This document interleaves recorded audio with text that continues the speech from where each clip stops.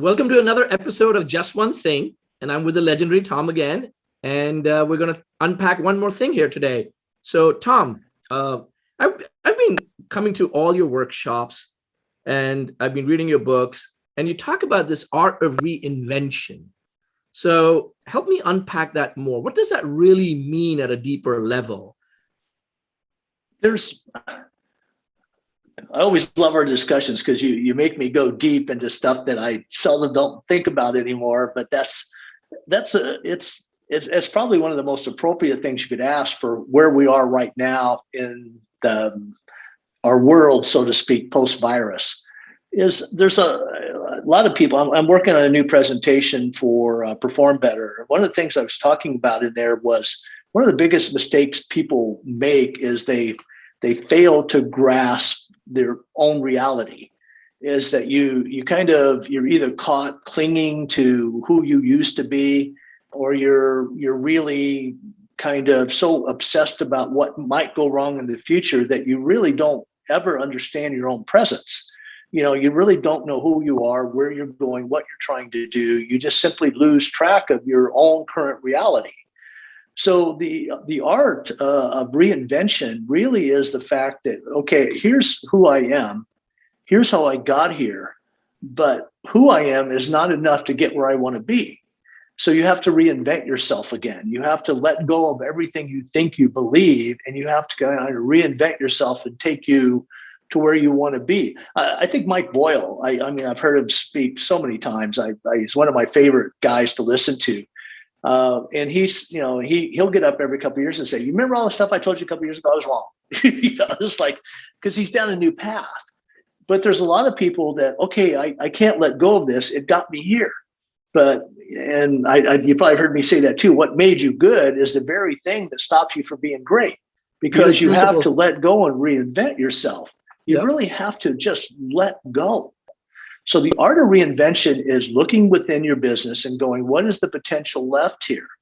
And the tools I have may not be the right tools to get me to that level of play. That's a very hard thing to deal with. It's kind of esoteric, but everything I know is not enough to get me where I want. So what's all this mean in the gym business? You were coming up through everything we talked about. The virus is happened. We went through the second wave in the fall. It was devastating in October. We came over the hump. All that's been written about, talked about. All that information was always available. People wanted to really read it. And we've gotten to the point now where we're going to have a little downturn this winter. There will be a little resurgence in a few states. But in essence, we're at a part where this is the best business is going to be in 2 years. Are you ready?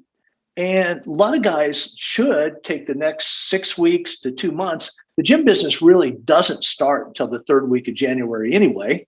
You've got basically 2 months to reinvent your business to get it to that level. So my daughter's gym, Quint's Training, madly proud of this woman. She's doing such good work.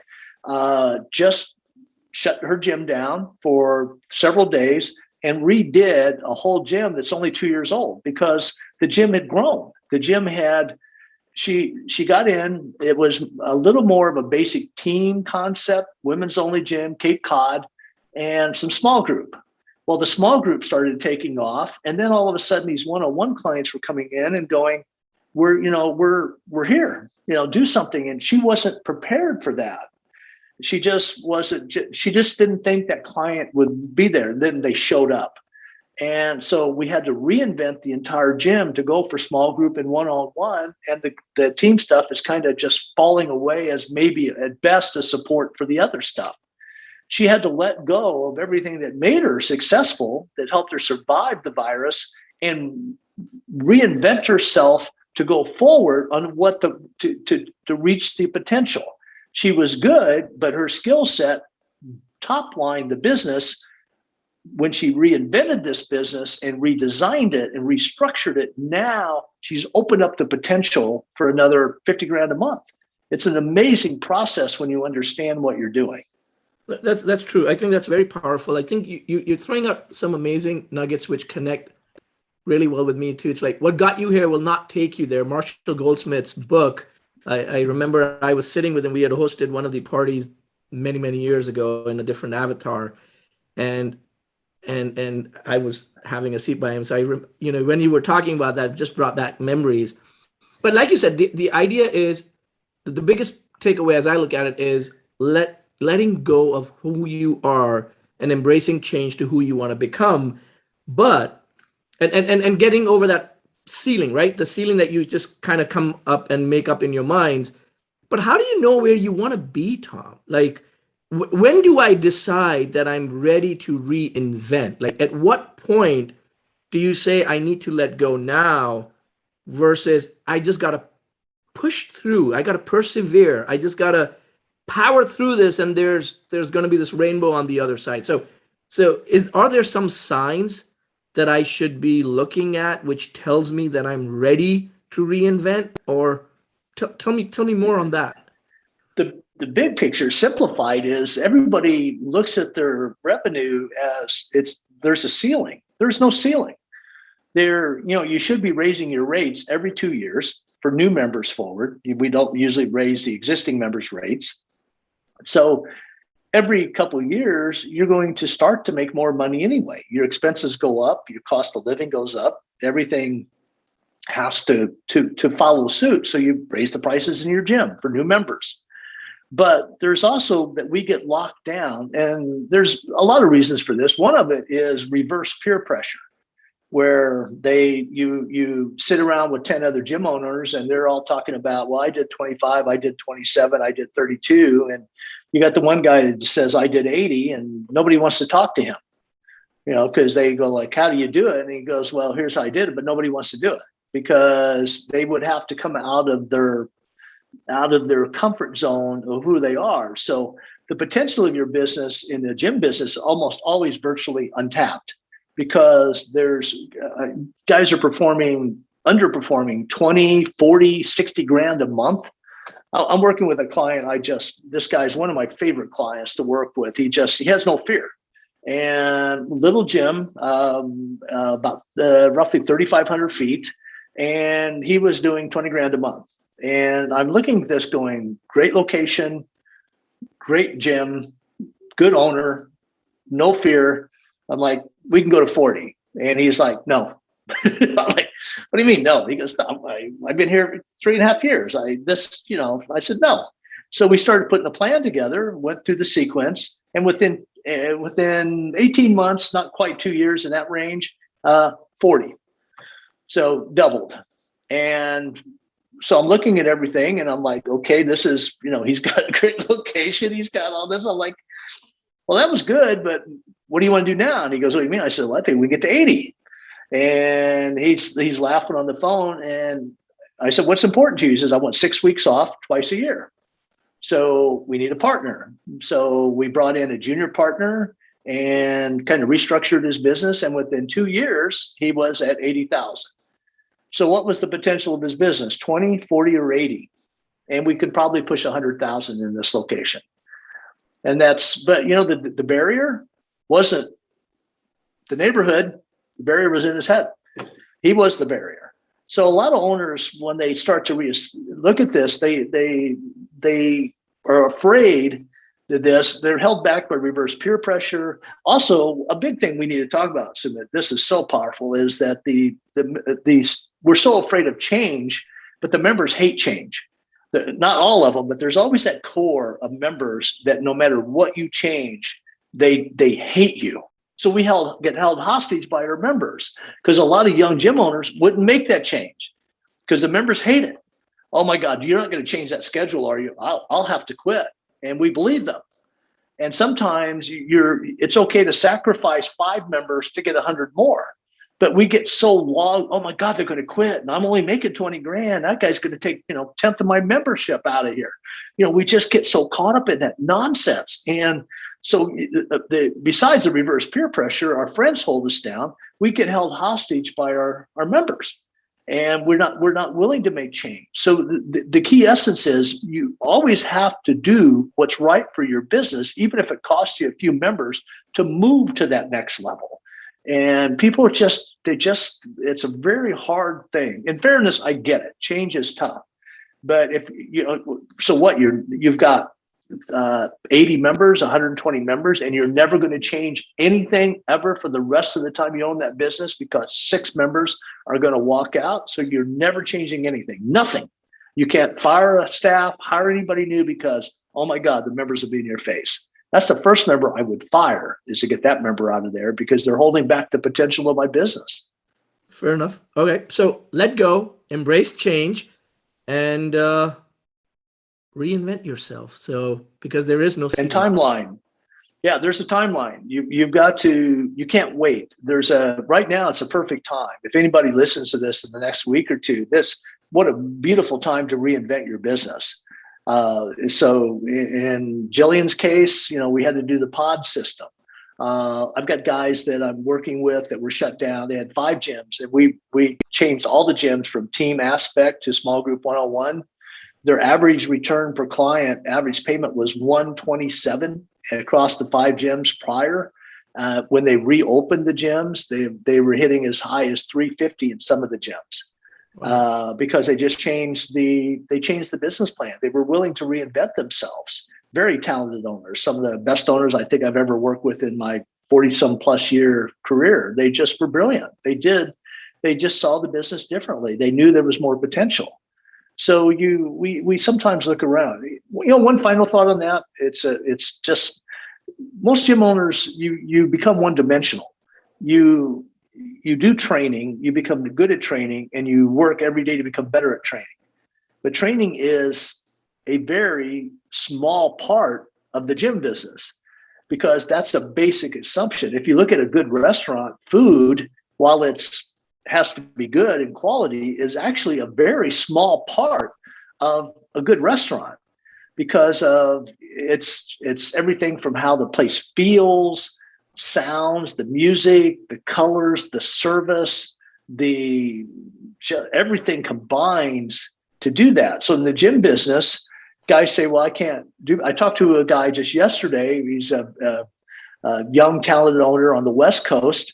And we're looking at this going, we can double his revenue if we just add 1 new client a week. That's it. But we tracked him through. We came back to marketing. We just need to up the marketing a little, work a little on his transition on the sales, but he needs 1 a week. So he needs maybe 4 more paid trials a month. And he's that close to doubling his revenue because over 12 months, I showed the projection on it, over 12 months, his revenue doubles. And he goes from the proverbial 20 to 40 within 12 months, probably less. It's there. It's in his business.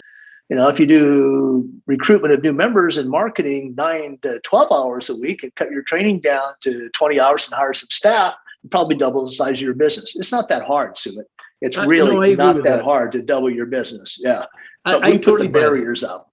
I totally buy that. As you were saying that, there were 2 things that were popping up in my head. One is, this picture of a bow with an arrow. You need to pull the arrow back for it to go forward. Like you said, don't be held hostage to losing a few members because those decisions that you take may be hurting you small. It's the fear, right? You got to get over that fear of losing that 5 clients. But in the long run, those would be the best decisions ever to propel your business forward. And then 2, yes. The point about wherever you put your energies and you water, whatever side of the garden you water, it will become green. So if you're starting to put in more time and energies into marketing or recruiting new members, then lo and behold, it will get better. You'll start feeding more. So it will manifest itself. So I buy that. Jack Welch, one of the most brilliant CEOs in modern American business. He was the guy that took GE when it was just flailing and actually resurrected it. But he's the guy that really started that whole concept of what made you good is not enough to make you great. Right. He's the guy that destroyed. So he went in and looked at the businesses, and one of the first things he said, he looked at all the divisions because GE was just a cluster of all kinds of disparate companies at the time. And he goes, if we're not number 1 or number 2 in that division, close it, sell it, move it on. And people are like, well, how can that be? It's like, you're not number one or number two. Who's going to remember you? So when you look at, I think the brilliant advice is, if you look around the market and you are a gym owner and you need to reinvent yourself, are you number one or number two in the market? And are you just doing the same thing? I'd hate to be in a market where there's an Orange Theory, an F45, a Barry's boot camp, and here I am trying to do team training. I'm not even a brand name. I'm not even, I don't even connect with anybody. Oh, sure, I've got 75 clients that love me, but the art of reinvention is, one, I could probably double my revenue by changing away from that team concept. So we look at our businesses. Sometimes we go in with the right concept, and all of a sudden competitors come in, people come in, and you have to look at your business and go, I'm not the leader anymore. I need to reinvent my business and take it down a path maybe nobody else is doing yet. I need to let go of what I'm doing that got me here. But now I've got 8 guys trying to do the same thing I'm doing. What's the next level of play or sophistication or reinvention I could do to make my business relevant again? The art of reinvention, to kind of finish this, is, are you really understand who you are in your marketplace? Do you understand how your business relates to the other businesses? Do you understand what's changed in the last 3 to 5 years? Just because you were right 5 years ago doesn't mean you're right now. My daughter's gym was right pre-virus. It was wrong post-virus because the client had changed. Of course, we always blame the client. We sent them a letter, thank you. We're reinvesting in this gym because the gym has changed. We've become more upscale, more elite. We have much more need, emphasis for one-on-one privacy for our clients. The clientele has really changed in here. Clients that we did not anticipate now are our main population in this gym. Thank you. And here's what we're going to do. You're right. So we're going to do this. And she's going to lose 10, maybe 15 of the groupies. And she picked up, 40 one-on-one clients. One one-on-one client pays 4 times what a groupie pays. She had to reinvent her business to stay competitive because the market changed. And that's the challenge to everybody. What's your current reality? We'll end on that. What is your current reality? And what made you good and what got you to this year, it may not be the same skill sets you need to get next year. You need to reinvent yourself and your gym. And you really need to look at the potential of the business, not the barriers you put on it, but what is the real potential? And it's virtually unlimited in training gyms. 80,000, 100,000 a month. Could be just crazy if you let your business go. All right. Well, thank you once again, Tom. It's always a pleasure to have you. And on that note, we will end this episode of Just One Thing. Enjoyed it, man. Thank you.